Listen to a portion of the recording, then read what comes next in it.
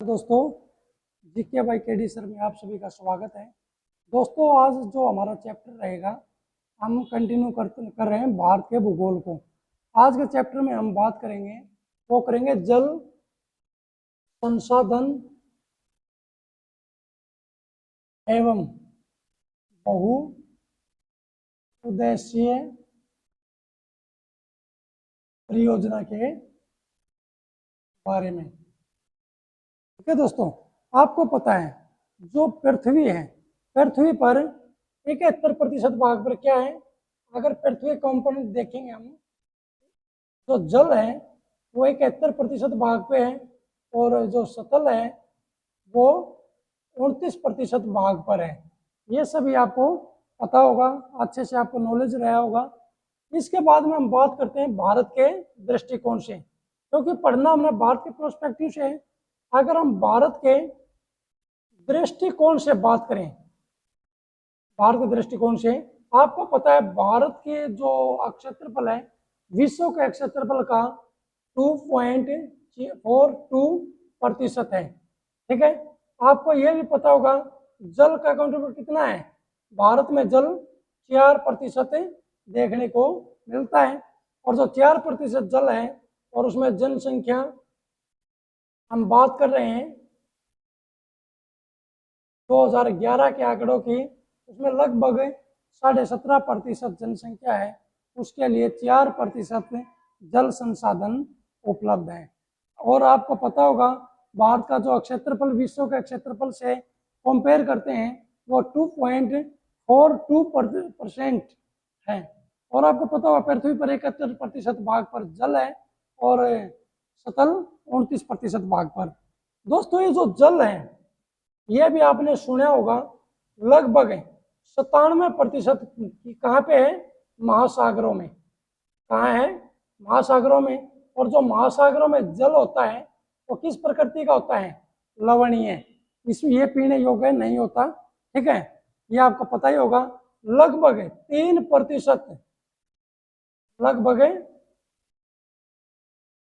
3% की बात करेंगे, वो क्या है, पीने योग्य।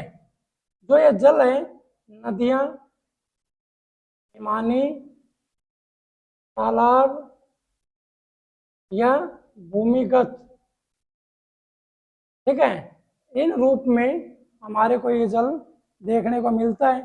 ठीक है, हिमानी, हिमटोपिया जो ग्लेशियर वगैरह है, नदियां हैं, झील हैं, ये झील भी हैं, तालाब हैं, या फिर ग्राउंड वाटर है, वो सब में क्या है, जल का दृश्य है। दोस्तों, आपको पता है जल संसाधन के साथ में ये जो जल संसाधन है ये काफी इंपॉर्टेंट है एग्जाम के प्रोस्पेक्टिव से। अगर हम बात करेंगे, सबसे पहले जो जल है वो किस रूप में मिलता है, जल एक होता है भूमिगत और दूसरा होता है धरातलीय। ठीक है, अभी हम बात करेंगे जो धरातलीय जल उसके बारे में। जो धरातलीय जल है, आपको पता है नदियां और उसकी सहायक नदियां, ट्रिब्यूटरी, सहायक नदियां। ठीक है, और आपको पता होगा नदी प्रणाली का औसत, अगर हम एवरेज की बात करेंगे, औसत वार्षिक प्रवाह कितना है, 1869 ये बिलियन क्यूबिक मीटर है। दोस्तों, जो जल है, जल की मापा जाता है वो क्यूबिक या क्यूसेक के द्वारा ही मापा जाता है। ठीक है, ये आप जरूर याद रखिए, क्यूसेक भी बोलते हैं। इसके बाद में हम बात करेंगे उपयोग की जो क्षमता है वो कितनी है, लगभग 450 बिलियन क्यूसेक या क्यूबिक मीटर है। ये जरूर आप याद रखिएगा। इसमें आपको बता देता हूं, जो ब्रह्मपुत्र नदी, ठीक है, ये सर्वोपरि है। क्या है, सर्वोपरि। सबसे ज्यादा जो जल का बहाव है वो ब्रह्मपुत्र में है, लेकिन आपको पता है ढलानों के बाद में फिर ये सागरों में गिर जाती है। इसका यूज बहुत कम होता है ब्रह्मपुत्र का। लेकिन जो गंगा नदी है, गंगा नदी का जल उपयोग में भी, जो हम यूज कर रहे हैं उसमें भी, उपयोग के साथ साथ में इसमें बहाव दृष्टि में भी, बहाव दृष्टि में भी अपर है, ऊपर है। ये आप याद रखिएगा, आपसे पूछ सकते हैं, ठीक है, ये आप जरूर ध्यान रखिएगा। दोस्तों, जो केंद्रीय भू केंद्रीय भू भूमि जल बोर्ड है, उसने अपना डेटा दिया है और वो डेटा में क्या कहा गया है, देश में जल का वार्षिक दोहन 42.3 million hectare 42.3 million hectare metre है। अगर राज्यवार बात करेंगे, सबसे ज्यादा राज्य कौन सा राज्य यूज करता है, वो करता है पंजाब। कौन सा करता है, पंजाब। पंजाब कितने परसेंट, 93.55%, ठीक है। इसके बाद में बात करेंगे हरियाणा। हरियाणा कितना यूज करता है, हरियाणा करता है भाई 83.8.5% है। तीसरा हम बात करेंगे तमिलनाडु है, ये कितना करता है, ये 60.44%, ये आप याद रखिएगा। इसके बाद में हम बात करते हैं राजस्थान की, किसकी करते हैं, राजस्थान की। और राजस्थान ये कितना करता है, 50.63%। दोस्तों, ये चार राज्य हैं, इसका जो डेटा है आप ध्यान रखिएगा। देश में जो जल का वार्षिक दोहन है वो सबसे ज्यादा कौन सा राज्य करता है, पंजाब। उसके बाद में हरियाणा, उसके बाद में तमिलनाडु, उसके बाद में राजस्थान। ये काफी इंपॉर्टेंट डेटा है, पेपर में सीधा उठा के आपसे पूछ सकते हैं।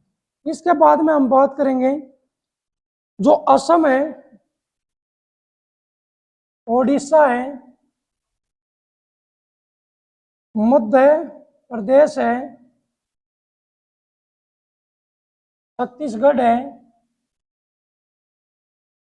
बिहार है, झारखंड है। ये दोस्तों जल का ना 1.5% भाग भी इस्तेमाल नहीं कर पाते। 1/5 का मतलब ये हो गया दोस्तों 20% जल का भी प्रयोग नहीं कर पाते। अगर वो बात करें पंजाब हरियाणा की, यहाँ पे 90% से ज्यादा हो रहा है, हरियाणा में 80% से ज्यादा हो रहा है। तो ये काफी गंभीर विषय है, ये सोचने का विषय है। इसके बाद में जो जल का यूज हो रहा है, जल का यूज कहाँ होता है मित्रों, ये आपको पता है 78% कृषि में।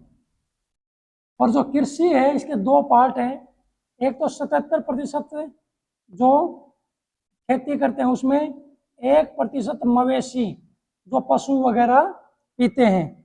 और आपको पता होगा शेष 13% शेष है, जो 13% वो कहाँ यूज होता है, वो होता है एनर्जी में, ऊर्जा, बिजली वगैरह बनाते हैं ना, उसमें प्रयोग करते हैं। और इसके बाद में जो 6% है वो घरेलू कामों में यूज करते हैं, जैसे खाना बनाना है, बर्तन साफ करने हैं, नहाना है, कपड़े धुलने हैं, ये सब जो घरेलू कामों में यूज होता है वो 6% है जो घरेलू कामों के लिए। और जो बचा हुआ 3% है वो उद्योगों में इस्तेमाल होता है। दोस्तों, ये जो डेटा है आपके बारे में पता होना चाहिए, मैं थोड़ा ऊपर लिख देता हूँ। 78% कृषि में, समझ रहे हो, इसमें 77% कृषि, 1% मवेशी, 13% ऊर्जा जो पन बिजली बनाते हैं, और इसमें 6% घरेलू यूज में होता है और 3% उद्योगों में। आप देख रहे हो दोस्तों, जो सबसे ज्यादा जीडीपी में कंट्रीब्यूट कर रहे हैं, ठीक है, उसमें मात्र 3% है, और जो कृषि है उसमें बहुत ज्यादा पानी का दोहन हो रहा है। ये जरूर आप ध्यान रखिएगा। दोस्तों, जो केंद्रीय विद्युत प्राधिकरण है, प्राधिकरण, केंद्रीय विद्युत प्राधिकरण है, उसने एक आंकड़ा दिया था, देश में 46,910.17 क्या ये मेगावाट जो बिजली है वो किससे बनती है?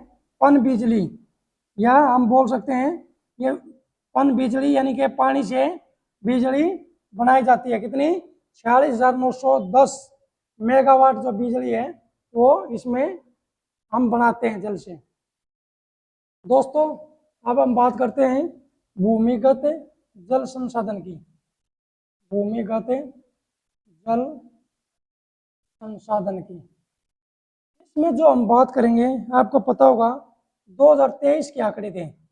2023 के आंकड़ों के अनुसार, 2023 के आंकड़ों के अनुसार दोस्तों, वार्षिक परिपूर्णीय भूजल मात्रा, वार्षिक पूर्णीय भूजल यानी धरती के अंदर से भूजल मात्रा कितना बताया? ये बताया इन्होंने 438 बिलियन क्यूसेक, 438 बिलियन क्यूसेक। ये आप जरूर याद रखिएगा। और इसमें आपको पता होगा कुल वार्षिक उपलब्धता कितनी है? कुल वार्षिक उपलब्धता ये 399 है दोस्तों। कितनी है? 399 बिलियन क्यूसेक मीटर है भैया। ये आप जरूर याद रखिएगा, ठीक है। और आपको पता होगा जो भूजल उपयोग है, भूजल उपयोग हर साल कितना है? ये वार्षिक आंकड़ा, वार्षिक कितना है ये दोस्तों? 239 बिलियन क्यूसेक मीटर। यह आप याद रखिएगा, बहुत गंभीर स्थिति है। आपको पता होगा भूजल विकास, भूजल विकास, जो भूजल विकास है इसमें 58% तक पहुंच गया है। कहाँ तक है? 58% तक पहुंच गया है। ये दोस्तों आंकड़े हैं, थोड़ा बहुत ध्यान रखिए। एग्जाम में किसी न किसी डायरेक्ट इनडायरेक्ट रूप से आपसे पूछ सकते हैं, ठीक है। इसमें आपको पता होगा सबसे ज्यादा जो दोहन है वो कहाँ हो रहा है? पंजाब में। जो ग्राउंड वाटर सबसे ज्यादा यूज हो रहा है पंजाब में, फिर हरियाणा में, फिर अगर उसके बाद बात करेंगे आंध्र प्रदेश, और फिर उसके बाद में मध्य प्रदेश, और फिर राजस्थान। दोस्तों ये जरूर आंकड़ा याद रखिएगा, काफी इंपॉर्टेंट है, ठीक है। बाद में हम बात करते हैं सिंचाई की। क्या बात करेंगे? सिंचाई की। भारत में जो सिंचाई है, भारत में सिंचाई मुख्य रूप से 3 पार्ट में बांटते हैं इसको। एक है व्यर्थ सिंचाई, क्या है? व्यर्थ सिंचाई योजना।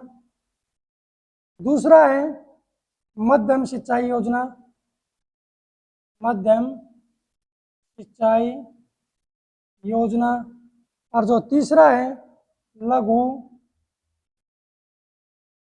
सिंचाई योजना।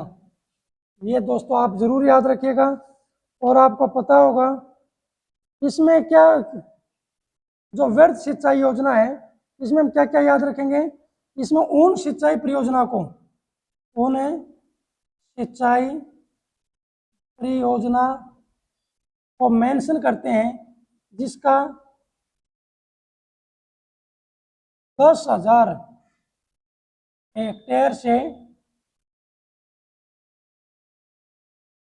ज्यादा सिंचित हो। ये आप जरूर याद रखिए, ज्यादा सिंचित हो, 10,000 हेक्टेयर से ज्यादा। इसके बाद में क्या आएगा? इसमें आएगी नहरें, बहु उद्देशीय योजना, ये सब दोस्तों इसमें शामिल होंगी। अब बात करते हैं मध्यम सिंचाई की।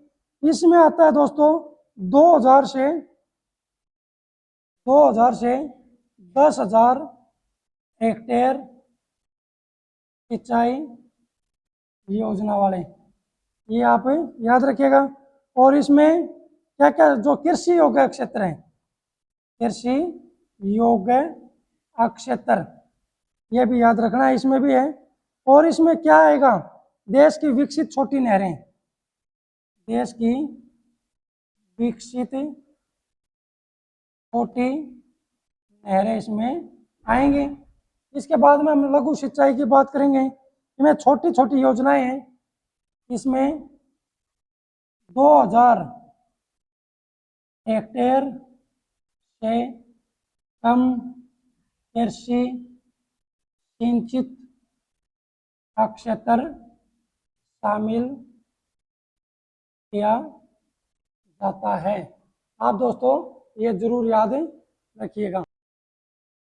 दोस्तों आपको पता होगा ये जो आंकड़े हैं ये मेंशन हुए हैं, सबसे पहले तो 2006 में एक मिशन शुरू किया था, कौन सा, राष्ट्रीय लघु सिंचाई मिशन, लघु सिंचाई मिशन। और 2010 में ये नाम दिया गया था, ये भी आप याद रखिएगा। कृषि में जल उपयोग की, कृषि में जल उपयोग की दक्षता बढ़ाने के लिए ये सब यूज की गई थी, ये आप याद रखिएगा। और दोस्तों 10वीं जो कृषि से गणना हुई उसमें जो सबसे ज्यादा सिंचित क्षेत्रफल वाले राज्य हैं, सर्वाधिक सिंचित क्षेत्र वाले राज्य हैं, सबसे ज्यादा सिंचित कौन सा क्षेत्र है भाई, यूपी है। कौन सा, यूपी। उसके बाद में कौन सा आता है, एमपी। कौन सा, एमपी। फिर कौन सा आएगा, राजस्थान। ये आप जरूर याद रखिएगा। कुल क्षेत्रफल की दृष्टि से बात करेंगे, कुल क्षेत्रफल की दृष्टि से सिंचित राज्य की अगर बात होगी उसमें टॉप में किसका नाम आएगा, पंजाब। किसका आएगा, पंजाब। और उसके बाद में हरियाणा, और उसके बाद में उत्तर प्रदेश, और फिर वेस्ट बंगाल। ये दोस्तों आपको जरूर मेंशन करना है। और देश से सबसे कम सिंचित क्षेत्र कहाँ पे है, अगर सबसे कम की बात होगी, सबसे कम सिंचित क्षेत्र है असम। कौन सा है, असम। ये सिर्फ 5.52% के आसपास है, ये आपको जरूर ध्यान रखना है। दोस्तों इसमें है ना बहुत सारे पूछे जाते हैं चीजें, वो आपको ध्यान रखना चाहिए। एक तो संगठन है, क्या है, संगठन की बात करेंगे, कौन सा संगठन है। और उसके बाद में हेडक्वार्टर की बात करेंगे, मुख्यालय कहाँ है। और उसके बाद में जो लास्ट में उसकी स्थापना कब हुई, स्थापना वर्ष। ये दोस्तों सीधा उठा के पेपर में पूछा जाता है, ठीक है। ये सबसे पहले संगठन की अगर बात करेंगे, इससे संबंधित ही है केंद्रीय जल आयोग की, केंद्रीय जल आयोग जो संगठन है, इसका हेडक्वार्टर कहाँ है, नई दिल्ली में, नई दिल्ली में है दोस्तों। और इसकी स्थापना किस वर्ष हुई थी, 1945 में। ये आप जरूर याद रखिएगा, केंद्रीय जल आयोग नई दिल्ली में की स्थापना हुई 1945 में। इसके बाद में हम बात करेंगे केंद्रीय जल एवं विद्युत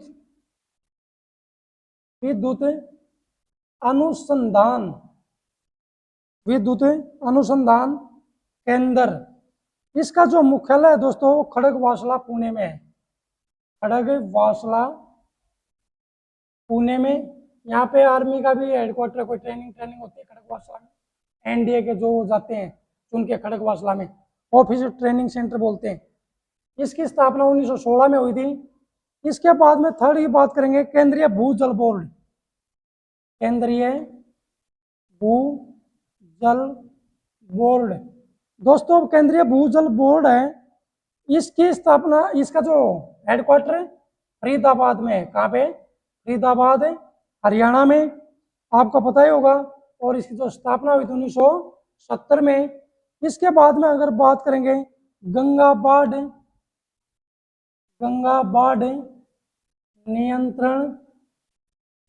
नियंत्रण आयोग। ठीक है दोस्तों, इसका जो हेडक्वार्टर है वो पटना में है। पटना बिहार की राजधानी है और इसकी स्थापना 1972 में हुई थी। ये एग्जाम के प्रोस्पेक्ट से दोस्तों काफी इंपॉर्टेंट है।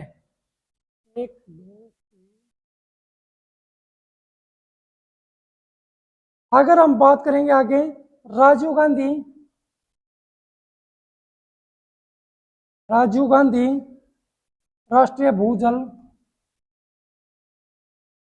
राष्ट्रीय भूजल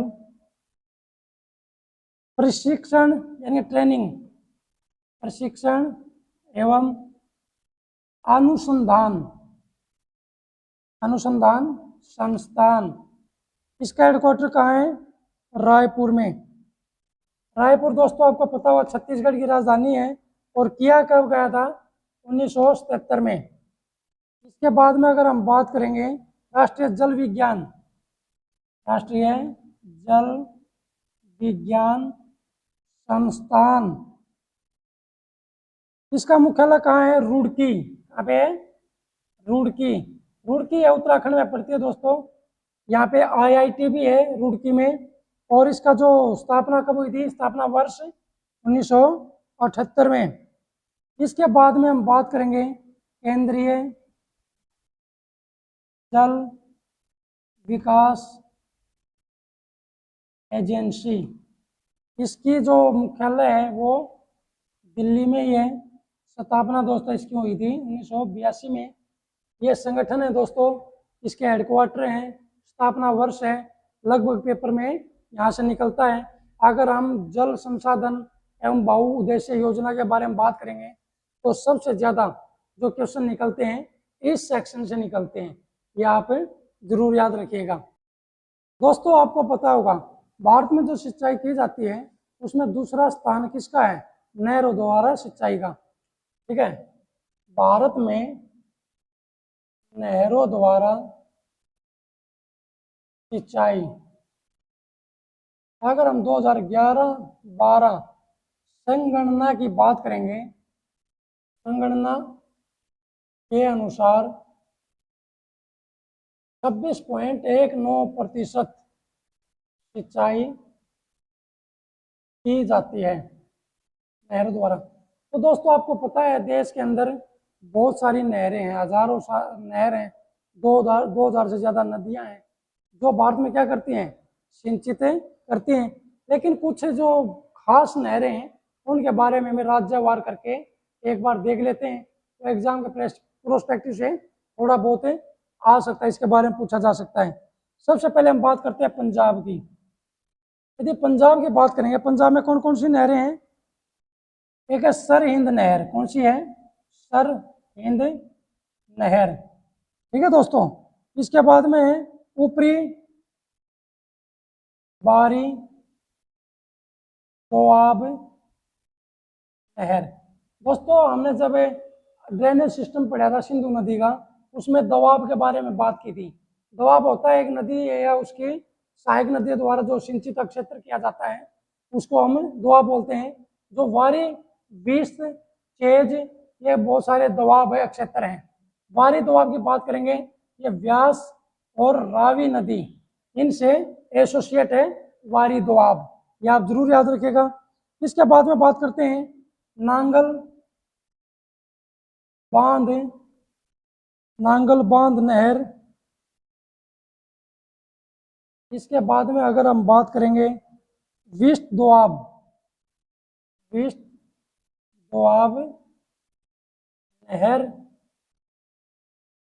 ये व्यास और सतलुज है दोस्तों, विस्त बनता है ना व्यास और सतलुज मिलके। इसके बाद में हम बात करेंगे भाखड़ा।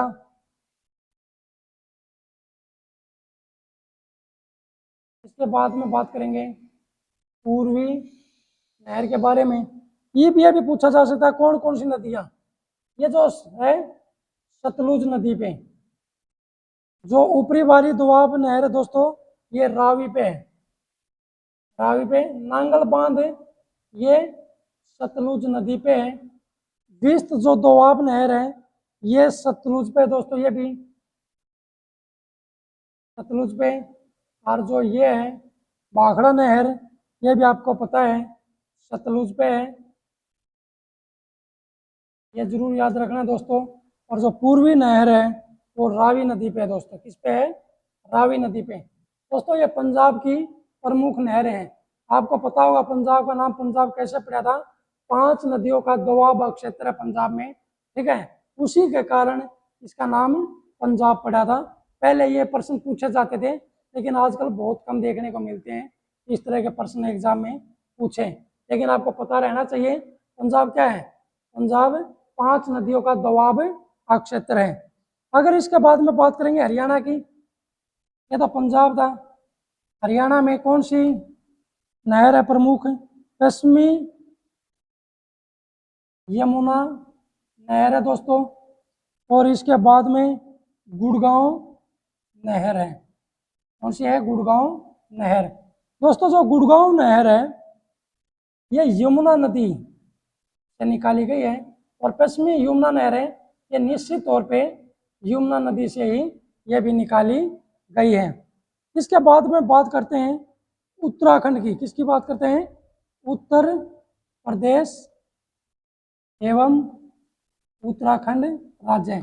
ये कंबाइंड देख लेते हैं दोस्तों कौन कौन सी हैं। इसमें एक तो है पूर्वी यमुना नहर। देखो दोस्तों पश्चिमी यमुना नहर, पूर्वी यमुना नहर दोनों एक जगह से निकलती हैं। जो पश्चिमी यमुना नहर है ये हरियाणा में आती है, और जो पूर्वी यमुना नहर है ये उत्तर प्रदेश में जाती है। ये आप जरूर याद रखिएगा। पूर्वी यमुना नहर के बाद में अगर हम बात करेंगे इसके बारे में, आगरा, आगरा नहर। इससे आगे ऊपरी गंगा नहर। इसके बाद में बात करेंगे निचली गंगा नहर। इसके बाद में अगर हम बात करेंगे शारदा नहर।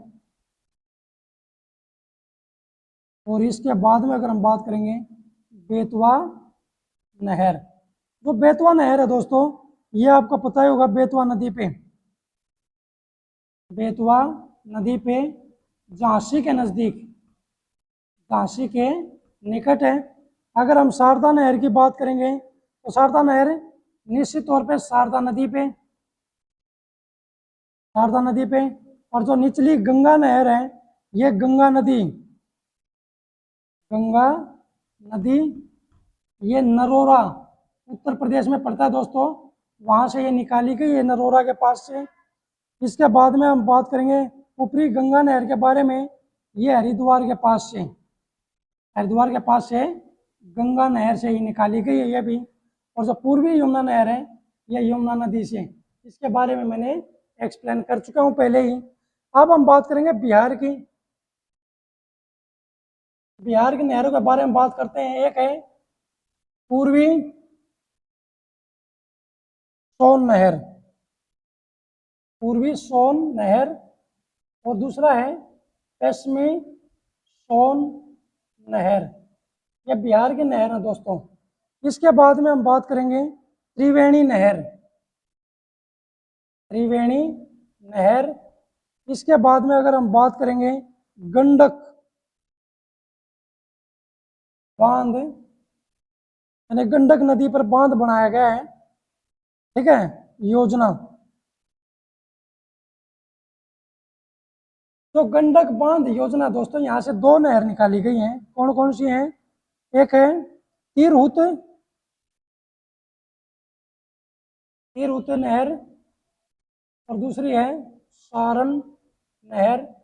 त्रिवेणी नहर आपको पता है दोस्तों गंडक नदी से निकाली गई है। और जो पश्चिमी सोन नहर है और जो पूर्वी सोन नहर है ये दोनों की दोनों सोन नदी से निकाली गई दोस्तों। कहाँ से? सोन नदी से। दोस्तों थोड़ा थोड़ा आइडिया दे के आप देखना जरूर, आपसे पूछा जा सकता है। दोस्तों अभी बात करेंगे हम पश्चिमी बंगाल की नहरों के बारे में। पश्चिमी बंगाल में हम बात करेंगे सबसे पहले मिदनापुर की नहर। मिदनापुर नहर है। और इसके बाद में मिदनापुर के बाद कौन सी है? एडन नहर है। इसके बाद में बात करेंगे ये तिलपाड़ा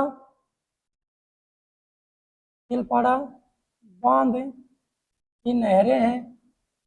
इसके बाद में अगर हम बात करेंगे दामोदर नदी की नहर, दामोदर नदी की नहरें, ये आप दोस्तों याद रखिएगा।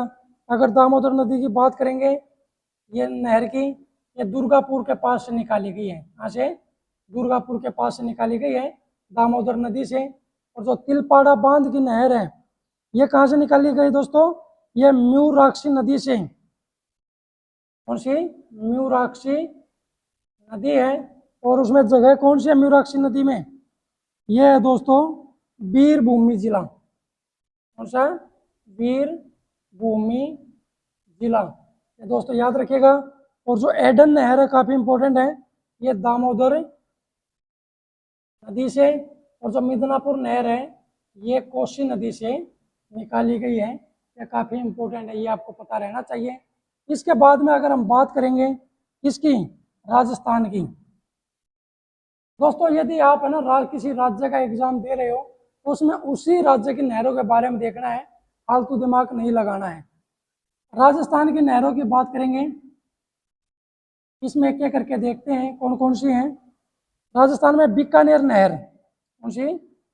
बीकानेर नहर, ये सतलुज नदी से निकली है। काफी इंपॉर्टेंट है दोस्तों, सतलुज नदी से। ये कहाँ से? ये फिरोजपुर के पास उसेना वाली जगह है, उसेना वाली जगह है, वहां से निकाली है पंजाब से। ये मोस्ट इंपोर्टेंट है दोस्तों, ये आपसे पूछा जा सकता है बीकानेर नहर के बारे में। इसके बाद में अगर हम बात करेंगे कौन सी, अरे नहर कौन सी है? गंग नहर है दोस्तों, ये गंग नहर, इसकी सहायक एसोसिएट इसका नाम दिया गया है गंग नहर। इसके बाद बात करेंगे काली सिंध। कौन सी? काली सिंध, यह आपको पता होगा काली सिंध परियोजना।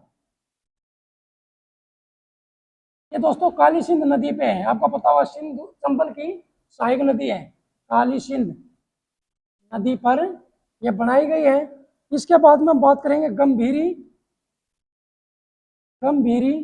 परियोजना। दोस्तों जो गंभीरी परियोजना है ये गंभीर नदी पे है। इस पे है गंभीर नदी पे। कहाँ पे है गंभीर नदी? चित्तौड़गढ़। कहाँ पे है? चित्तौड़गढ़। दोस्तों ये जरूर याद रखिएगा। गंभीरी के बाद अगर बात करें बाकली, कौन सी? बाकली परियोजना। और जो दोस्तों बाकली परियोजना है ये सुकुर नदी पे है। कौन सी पे है? सुकर नदी पर है, ये आप जरूर याद रखिएगा। इसके बाद में पार्वती परियोजना, ये पार्वती नदी पर है, ये आप जरूर याद रखिएगा। और इसके बाद में गुड्डा परियोजना है, ये आपको पता है दोस्तों मेजा नदी पे है। कौन सी नदी पे? मेजा नदी पर। और इसके बाद है मोरेल। कौन सी है? मोरेल परियोजना, ये है घग्गर नदी पे। किस पे है? घग्गर नदी। आपको पता है दोस्तों घग्गर नदी हरियाणा से होकर प्रभावित भी होती है। इसके बाद में और परियोजना है दोस्तों, एक है घग्गर परियोजना। घग्गर परियोजना ये घग्गर नदी पे है दोस्तों, घग्गर नदी है। इसके बाद में सबसे इंपॉर्टेंट है इंदिरा गांधी नहर। इंदिरा गांधी नहर सबसे इंपॉर्टेंट है दोस्तों। जो इंदिरा गांधी नहर है ये सतलुज और व्यास नदियां, सतलुज प्लस व्यास जो नदियां हैं वहां पे एक संगम है, अरिके बैराज वहां पे बनाया गया। क्या बनाया है? अरिके बैराज। वहां से इंदिरा गांधी नहर निकली है। आपको पता होगा ये इंदिरा गांधी नहर ने पूरी लाइफ चेंज कर दी राजस्थान की। यानी कि जो गंगानगर जिला है वहां पे आपको पता होगा राजस्थान का एकमात्र जिला था जहाँ पे हरित क्रांति आई थी, वो गंगानगर जिला है। इसको राजस्थान की लाइफ लाइन भी कहा जाता है दोस्तों, ये जरूर याद रखिएगा, काफी इंपॉर्टेंट है। और इसको यूपी पीसीएस में भी पूछा गया है 99 में, एसएससी में 20 बार इसको देख चुका हूं मैं, ठीक है, रेलवे में बहुत बार देख चुका हूं। ये मोस्ट इंपॉर्टेंट है दोस्तों, मोस्ट इंपॉर्टेंट है, इसका आपको ध्यान रखना है। इसके बाद में हम बात करेंगे महाराष्ट्र की नहरों की। इसकी बात करेंगे महाराष्ट्र की नहरें। तो महाराष्ट्र की नहरें हैं दोस्तों, इसमें कौन कौन सी हैं? एक है गोदावरी नहर। कौन सी है? गोदावरी नहर। निश्चित ही बात है गोदावरी नदी पर होगी। कौन सी नदी पे? गोदावरी नदी पे। और ये आपको पता है बेल झील के समीप से, बेल झील के नजदीक से निकाली गई है। इसके बाद में हम बात करें मूठा नहर। कौन सी? मूठा नहर। मूठा नहर के बारे में क्या खास है? ये फादक झील से निकाली गई है। कहाँ से? फादक झील से निकाली गई है। और ये कहाँ पे पड़ता है? खड़गवासला के पास फादक झील, खड़गवासला। मैंने आपको बताया था आर्मी जो ऑफिसर की जो ट्रेनिंग होती है वो खड़गवासला में ही होती है, एनडीएम जो ट्रेनिंग होके जाता है। इसके बाद में बात करेंगे आगे भंडारदरा, भंडारदरा नहर दोस्तों काफी इंपॉर्टेंट है ये। और ये परवरा नदी पे है, इस पे परवरा नदी पे, ये पश्चिमी घाट की नदियां हैं, वहां पे ये परियोजना है या नहर निकाली गई है। इसके बाद में बात करें मूला परियोजना। मूला परियोजना दोस्तों ये मूला नदी पर है। कहाँ पे है? मूला नदी पर है। इसके बाद में बात करेंगे, ठीक है, नीरा। ये नीरा नदी पर है दोस्तों, ये जरूर याद रखिएगा। आगे बात करते हैं दोस्तों तमिलनाडु के बारे में। इसके बारे में तमिलनाडु, तमिलनाडु में कौन सी चर्चित नहरें हैं जो काफी इंपॉर्टेंट है? कावेरी डेल्टा नहर, कावेरी डेल्टा नहर दोस्तों ये कहाँ से निकली है? कैसे इसकी कंडीशन है? कोलेरून नदी से, कोलेरून नदी से ये कावेरी डेल्टा नहर निकाली गई है। और आपको पता होगा ये कावेरी नदी की शाखा है, ये आपको ध्यान रखना है। इसके बाद बात करेंगे किसकी? पेरियार परियोजना, पेरियार परियोजना ये काफी इंपॉर्टेंट है दोस्तों। ये पेरियार नदी पे, यहाँ पे ये पेरियार नदी पे। इसके बाद में अगर हम बात करेंगे मैटूर, हाँ ये पूछा गया दोस्तों कई बार, मैटूर परियोजना ये किस नदी पे है? मैटूर ये कावेरी नदी पे दोस्तों, कावेरी नदी पर। ये मोस्ट इंपोर्टेंट है दोस्तों, इसको ध्यान रखना है। इसके बाद में अगर हम बात करेंगे निचली भवानी नहर, निचली भवानी नहर है दोस्तों, ये भवानी नदी पर ही है। कहाँ पे? भवानी नदी पे, भवानी नदी। और जो भवानी नदी है ये कावेरी की एक सहायक नदी है, ये जरूर याद रखिएगा। इसके बाद हम बात करते हैं केरल की। केरल में कौन कौन सी नहरें दोस्तों? मालपुजा, मालपुजा नहर है, बांध की नहरें ये मालपुजा नदी पर, मालपुजा नदी पर। पलक्कड़ जगह है, पलक्कड़ नामक स्थान पर ये बनाई गई है, काफी इंपॉर्टेंट है दोस्तों। वलायर, ये काफी इंपॉर्टेंट है दोस्तों, ये बनाना है। वलायर, यलासल, यलासल की नहरें ये वलायर नदी पर, वलायर नदी पर दोस्तों। ये बहुत छोटी नदी है, ये आपको पता होना चाहिए। वलायर नदी है ना, ये पेरियार की सहायक नदी है जो केरला में बहती है। ग्वालियर के बाद में अगर हम बात करेंगे कौन सी, मंगलम योजना, कौन सी, मंगलम, मंगलम योजना। इसके बारे में अगर बात करें मंगलम योजना की नहर में, ये चेरुकुलम पूजा, चेरुकुलम पूजा, ये उटपटांगा नाम है, ये नदी है चेरुकुलम पूजा नदी, और ये पलक्कड़ में पड़ती है दोस्तों, पलक्कड़ में पड़ती है, ये मंगलम योजना है। अगर इसके बाद में हम बात करेंगे आंध्र प्रदेश में, लास्ट दोस्तों काफी इंपॉर्टेंट है, आंध्र प्रदेश। आंध्र प्रदेश की बात करें, गोदावरी डेल्टा की नहर, गोदावरी डेल्टा की नहरें, आप ये याद रखिएगा। इसके बाद में बात करें कृष्णा डेल्टा की नहरें, इसके बाद करेंगे कृषि सिंचाई, कृषि कृष्णा सिंचाई, कृष्णा सिंचाई योजना, ये आपको पता ही है सारी की सारी, ये दोनों किस पे हैं, कृष्णा नदी पर, ये गोदावरी, गोदावरी नदी पे है।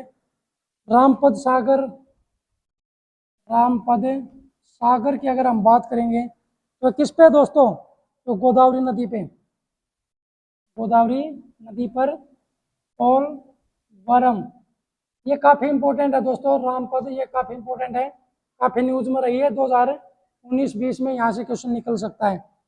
इसके बाद बात करेंगे तुंगभद्रा की, तुंगभद्रा, ये आप याद रखिएगा, तुंगभद्रा नदी पे है, ठीक है, इस पे है तुंगभद्रा नदी पे, या सहायक किसकी नदी है, तुंगभद्रा किसकी सहायक नदी है भाई, कृष्णा की, कृष्णा की। तो दोस्तों ये आपने देखा भारत की प्रमुख नहरों के बारे में, ठीक है, इसमें से बहुत सारी हैं, 5-10 ऐसी नहर हैं जो बार बार एसएससी में पूछी गई है, मैंने मोस्ट इंपोर्टेंट में उसको टिक भी कर दिया हूँ, नहरों को अच्छे से याद रखना है। यदि कोई भी किसी राज्य का एग्जाम दे रहा है, उससे संबंधित है, उस राज्य की नहर आपको देखना बहुत जरूरी है। तो मिलते हैं दोस्तों दूसरी वीडियो में, फिर मिलेंगे सेकेंड पार्ट के साथ।